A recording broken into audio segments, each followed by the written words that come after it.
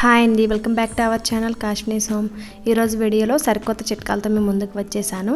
Tips ఏంటో start చేసే ముందు చిన్న రిక్వెస్ట్ అండి, మన ఛానల్ని మీరు ఫస్ట్ టైం చూసినట్టయితే ప్లీజ్ సబ్స్క్రైబ్ చేసుకోండి. ఇంకా లేట్ చేయకుండా ప్రతి టిప్ని క్లియర్గా చూసేద్దాం. టానిక్స్, సిరప్స్ అనేవి ప్రతి ఒక్కరి ఇంట్లో ఉంటాయి కదండి. అవి యూజ్ చేసిన తర్వాత ఇంకా పనికిరావని పడేస్తాము. వాటిని పడేయకుండా ఈ విధంగా రీయూజ్ చేసుకోవచ్చండి. నేను ఇక్కడ ఒక టానిక్ బాటిల్ని తీసుకున్న తర్వాత ఈ విధంగా పై భాగాన్ని అయితే కట్ చేసుకున్నానండి. ఇలా కట్ చేసుకున్న తర్వాత వీటిని ఎలా యూజ్ చేయొచ్చో ఇప్పుడు మీకు చూపిస్తాను.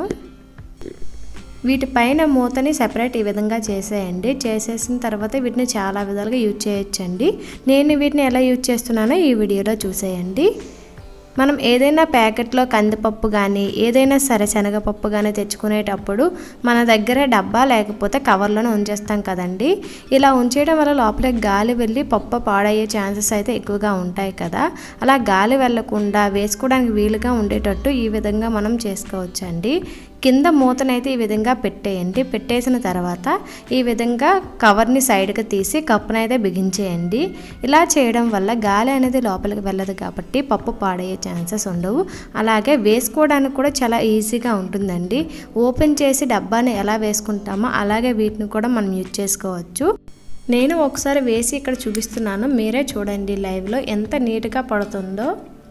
ఎంత కావాలి అంటే అంత నీట్గా మనం వేసుకోవచ్చండి. డబ్బాతో వంపేటప్పుడు ఒక్కొక్కసారి ఎక్కువ పడిపోతుంది, కానీ వీటికి అలా పడే ఛాన్స్ కూడా ఉండదండి.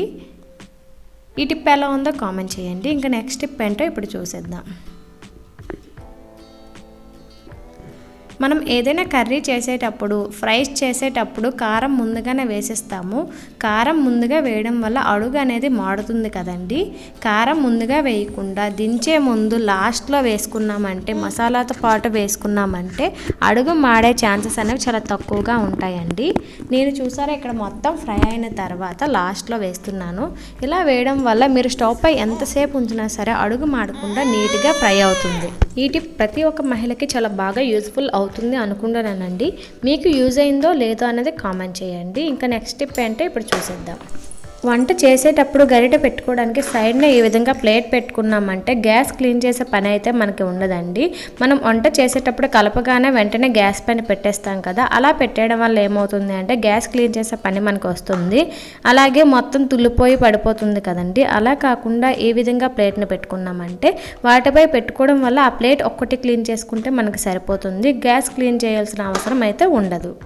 ఈ టిప్ ఎలా ఉందో కామెంట్ చేయండి. ఇప్పుడు నెక్స్ట్ టిప్ ఏంటో చూసేద్దాం.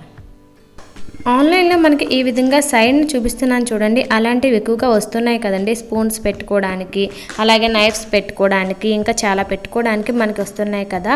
అలా కాకుండా ఈ విధంగా మీరు ఏదైనా ఒక గ్లాస్ని తీసుకొని ఇలా పెట్టుకున్నామంటే ఇంకా కొత్త వస్తువు కొనాల్సిన పని అయితే లేదండి. ఈ విధంగా స్టీల్ గ్లాస్ని తీసుకోవాల్సిన అవసరం లేదండి. మన దగ్గర ప్లాస్టిక్ డబ్బాలు కానీ లేదంటే కార్డ్బోర్డ్స్ ఉంటాయి కదండి, కార్డ్బోర్డ్స్ని తీసుకున్నా పర్లేదు. నేనైతే ఇక్కడ స్టీల్ దీంట్లో పెట్టుకున్నాను. చిన్న దానికి మనీని వేస్ట్ చేయడం వేస్ట్ కదండి. ఇలా మనం రీయూజ్ చేసుకున్నామంటే మనకి మనీ సేవ్ అవుతుంది, అలాగే ప్లేస్ కూడా చాలా సేవ్ అవుతుందండి. ఇవి పక్కన పెట్టేసామంటే ఎక్కువ ప్లేస్ ఆక్రమిస్తాయి కదా. ఇలా పెట్టుకుంటే ప్లేస్ అనేది చాలా సేవ్ అవుతుంది. ఈ టిప్ ఎలా ఉందో కామెంట్ చేయండి.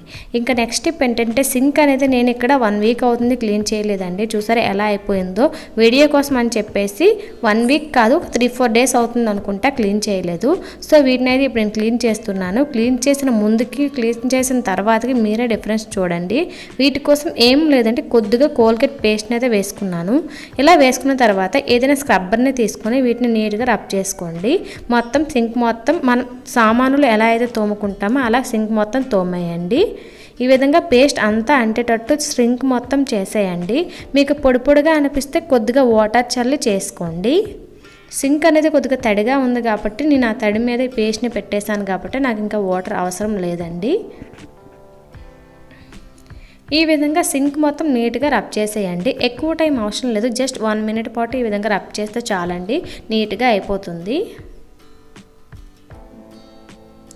ఇలా మనం వారానికి ఒకసారి చేసుకున్నా చాలండి. సింక్ అనేది చాలా నీట్గా షైనింగ్గా కనిపిస్తుందండి.